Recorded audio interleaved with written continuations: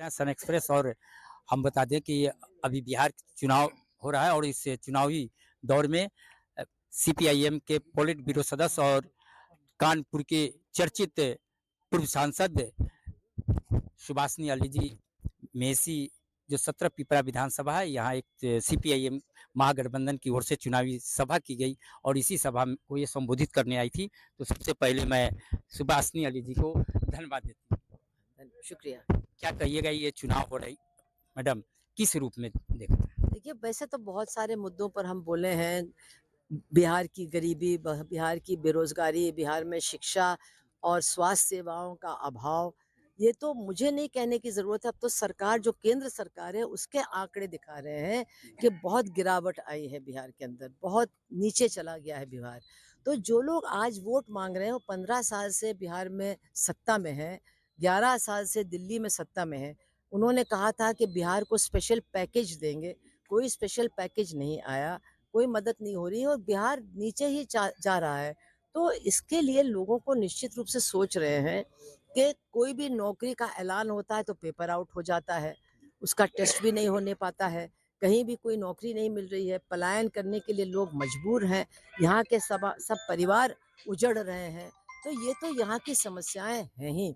लेकिन मैं एक बात और कहना चाहूँगी, जो लोगों को ध्यान देना चाहिए कि हमारे आज़ादी के आंदोलन में बिहार की बहुत बड़ी भूमिका थी।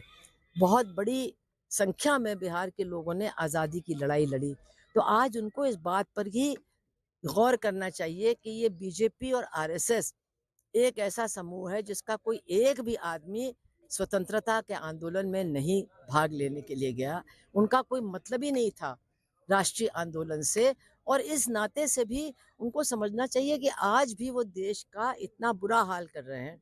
आप देखिए कि वो ट्रंप जो है, वो बोलते ही चला जा रहा है, वो गाली देते ही चला जा रहा है, वो हमारी सरकार को नीचा ही दिखाता जा रहा है, लेकिन हमारी सरकार की तरफ से कोई जवाब नहीं है, कोई एक शब्द नहीं। जैसे कि भारतीय नारी अपने पति का नाम नहीं लेती है, ठीक उसी तरह से मोदी जी ट्रंप का नाम नहीं लेते हैं। एक शब्द उसकी तमाम बदतमीजियों के उत्तर में नहीं दे रहे हैं। तो इसका मतलब क्या है कि हमारा देश पूरी दुनिया में कहाँ था? दुनिया की नज़रों में उसकी इतनी इज्जत थी, लेकिन आज मतलब हम कहाँ हैं? हमारा हाथ भी थामने के लिए कोई दूसरा देश तैयार नहीं है। ये बहुत दुखद स्थिति है। तो चारों तरफ से हमने देखा है कि भाजपा ने लोगों का नाश ही किया है, लोगों का जीवन ही बर्बाद किया और बिहार का तो बहुत ही ज़्यादा नुकसान हुआ है। क्या लग रहा है बिहार चुनाव? देखिए, बिहार में तो आप घूम निश्चित रही हैं पूरी हम घूम रहे कैंपेन। हैं, हम तो सासाराम की सभा में भी थे। बिहार में निश्चित रूप से ख़ास तौर से जो युवा वर्ग है, वो तो परिवर्तन चाहता है। उसको समझ में आ गया कि अगर हमारा भविष्य बनना है तो हमको सत्ता परिवर्तन करना ही है। और अगर नौजवान ये बात सोच रहा है तो फिर नौजवान अपनी माताजी को भी वोट डालने ले जाएगा, अपने पिताजी को भी ले जाएगा, अपनी दाई को भी ले जाएगा, अपने मोहल्ले वालों को भी वो करेगा। तो नौजवानों का इस समय जो ये बदला हुआ बिल्कुल मन है, ये बहुत महत्वपूर्ण है और मुझे लगता है कि ये चुनाव में ज़रूर रंग लाएगा और यहाँ बदलाव होगा। क्या ये चल रही हवा की बिहार में जब सरकार बदलेगी तो क्या केंद्र पर इसका कोई असर? देखिए, केंद्र पर असर तो ये पड़ेगा कि जो लोग केंद्र सरकार का विरोध कर रहे हैं, उनको और ज़्यादा उत्साहित करेगा चुनाव का नतीजा। उनके अंदर ये विश्वास पैदा करेगा कि हाँ, इनको हराया जा सकता है।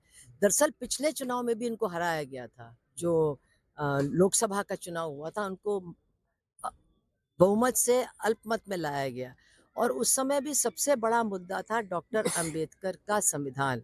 उत्तर प्रदेश में जो सपा का वोट बढ़ा, उसमें बहुत बड़ा फैक्टर था जो बसपा का वोटर था, उसने संविधान को बदलने के लिए सपा को वोट देने तक का फैसला लिया। तो मतलब ऐसा नहीं है, लोग कहते हैं अरे लोगों को संविधान समझ में नहीं आता है, जनतंत्र समझ में नहीं आता है। सबसे ज़्यादा तो गरीब लोगों को ही समझ में आता है क्योंकि उनके पास और कुछ है नहीं। तो ये बड़े मुद्दे हैं। अगर बिहार के चुनाव में निश्चित रूप से इनकी हार होती है, तो पूरे देश में ये जो आवाज़ उठ रही है संविधान के पक्ष में, लोकशाही के पक्ष में और गरीबों के अधिकार के लिए, मज़दूरों, किसानों के अधिकार के लिए, महिलाओं के अधिकार के लिए, अल्पसंख्यक और दलित के अधिकार के लिए ये जो आवाज़ अभी धीमी है, ये आवाज़ निश्चित रूप से और ज़्यादा बुलंद होगी बिहार के चुनाव नतीजे के बाद। सन एक्सप्रेस। और हम बता दें कि अभी बिहार चुनाव हो रहा है और इस चुनावी दौर में सीपीआईएम के पॉलिट ब्यूरो सदस्य और कानपुर के चर्चित पूर्व सांसद सुभाषनी अली जी मेसी, जो 17 पिपरा विधानसभा है, यहाँ एक सीपीआईएम महागठबंधन की ओर से चुनावी सभा की गई और इसी सभा को ये संबोधित करने आई थी। तो सबसे पहले मैं सुभाषनी अली जी को धन्यवाद देती हूँ। शुक्रिया। क्या कहिएगा, ये चुनाव हो रही मैडम, किस रूप में देखते हैं? देखिए, वैसे तो बहुत सारे मुद्दों पर हम बोले हैं, बिहार की गरीबी, बिहार की बेरोज़गारी, बिहार में शिक्षा और स्वास्थ्य सेवाओं का अभाव, ये तो मुझे नहीं कहने की ज़रूरत है, अब तो सरकार, जो केंद्र सरकार है, उसके आंकड़े दिखा रहे हैं कि बहुत गिरावट आई है बिहार के अंदर, बहुत नीचे चला गया है बिहार। तो जो लोग आज वोट माँग रहे हैं, वो 15 साल से बिहार में सत्ता में हैं, 11 साल से दिल्ली में सत्ता में हैं। उन्होंने कहा था कि बिहार को स्पेशल पैकेज देंगे, कोई स्पेशल पैकेज नहीं आया, कोई मदद नहीं हो रही है और बिहार नीचे ही जा रहा है। तो इसके लिए लोगों को निश्चित रूप से सोच रहे हैं कि कोई भी नौकरी का ऐलान होता है तो पेपर आउट हो जाता है, उसका टेस्ट भी नहीं होने पाता है, कहीं भी कोई नौकरी नहीं मिल रही है, पलायन करने के लिए लोग मजबूर हैं, यहाँ के सब परिवार उजड़ रहे हैं। तो ये तो यहाँ की समस्याएँ हैं ही। लेकिन मैं एक बात और कहना चाहूँगी, जो लोगों को ध्यान देना चाहिए कि हमारे आज़ादी के आंदोलन में बिहार की बहुत बड़ी भूमिका थी। बहुत बड़ी संख्या में बिहार के लोगों ने आज़ादी की लड़ाई लड़ी। तो आज उनको इस बात पर ही गौर करना चाहिए कि ये बीजेपी और आरएसएस एक ऐसा समूह है जिसका कोई एक भी आदमी स्वतंत्रता के आंदोलन में नहीं भाग लेने के लिए गया। उनका कोई मतलब ही नहीं था राष्ट्रीय आंदोलन से और इस नाते से भी उनको समझना चाहिए कि आज भी वो देश का इतना बुरा हाल कर रहे हैं। आप देखिए कि वो ट्रंप जो है, वो बोलते ही चला जा रहा है, वो गाली देते ही चला जा रहा है, वो हमारी सरकार को नीचा ही दिखाता जा रहा है, लेकिन हमारी सरकार की तरफ से कोई जवाब नहीं है, कोई एक शब्द नहीं। जैसे कि भारतीय नारी अपने पति का नाम नहीं लेती है, ठीक उसी तरह से मोदी जी ट्रंप का नाम नहीं लेते हैं। एक शब्द उसकी तमाम बदतमीजियों के उत्तर में नहीं दे रहे हैं। तो इसका मतलब क्या है कि हमारा देश पूरी दुनिया में कहाँ था? दुनिया की नज़रों में उसकी इतनी इज़्ज़त थी, लेकिन आज मतलब हम कहाँ हैं? हमारा हाथ भी थामने के लिए कोई दूसरा देश तैयार नहीं है, ये बहुत दुखद स्थिति है। तो चारों तरफ से हमने देखा है कि भाजपा ने लोगों का नाश ही किया है, लोगों का जीवन ही बर्बाद किया और बिहार का तो बहुत ही ज़्यादा नुकसान हुआ है। क्या लग रहा है बिहार चुनाव? देखिए, बिहार में तो आप घूम निश्चित रही हैं पूरी घूम रहे कैंपेन। हैं, हम तो सासाराम की सभा में भी थे। बिहार में निश्चित रूप से खास तौर से जो युवा वर्ग है, वो तो परिवर्तन चाहता है। उसको समझ में आ गया कि अगर हमारा भविष्य बनना है तो हमको सत्ता परिवर्तन करना ही है। और अगर नौजवान ये बात सोच रहा है तो फिर नौजवान अपनी माताजी को भी वोट डालने ले जाएगा, अपने पिताजी को भी ले जाएगा, अपनी दाई को भी ले जाएगा, अपने मोहल्ले वालों को भी वो करेगा। तो नौजवानों का इस समय जो ये बदला हुआ बिल्कुल मन है, ये बहुत महत्वपूर्ण है और मुझे लगता है कि ये चुनाव में ज़रूर रंग लाएगा और यहाँ बदलाव होगा। क्या ये चल रही हवा की बिहार में जब सरकार बदलेगी तो क्या केंद्र पर इसका कोई असर? देखिए, केंद्र पर असर तो ये पड़ेगा कि जो लोग केंद्र सरकार का विरोध कर रहे हैं, उनको और ज़्यादा उत्साहित करेगा चुनाव का नतीजा।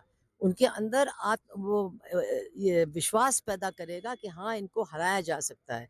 दरअसल पिछले चुनाव में भी इनको हराया गया था। जो लोकसभा का चुनाव हुआ था, उनको अ, बहुमत से अल्पमत में लाया गया और उस समय भी सबसे बड़ा मुद्दा था डॉक्टर अंबेडकर का संविधान। उत्तर प्रदेश में जो सपा का वोट बढ़ा, उसमें बहुत बड़ा फैक्टर था, जो बसपा का वोटर था, उसने संविधान को बदलने के लिए सपा को वोट देने तक का फैसला लिया। तो मतलब ऐसा नहीं है, लोग कहते हैं अरे लोगों को संविधान समझ में नहीं आता है, जनतंत्र समझ में नहीं आता है, सबसे ज़्यादा तो गरीब लोगों को ही समझ में आता है क्योंकि उनके पास और कुछ है नहीं। तो ये बड़े मुद्दे हैं। अगर बिहार के चुनाव में निश्चित रूप से इनकी हार होती है, तो पूरे देश में ये जो आवाज़ उठ रही है संविधान के पक्ष में, लोकशाही के पक्ष में, और गरीबों के अधिकार के लिए, मज़दूरों, किसानों के अधिकार के लिए, महिलाओं के अधिकार के लिए, अल्पसंख्यक और दलित के अधिकार के लिए ये जो आवाज़ अभी धीमी है, ये आवाज़ निश्चित रूप से और ज़्यादा बुलंद होगी बिहार के चुनाव नतीजे के बाद।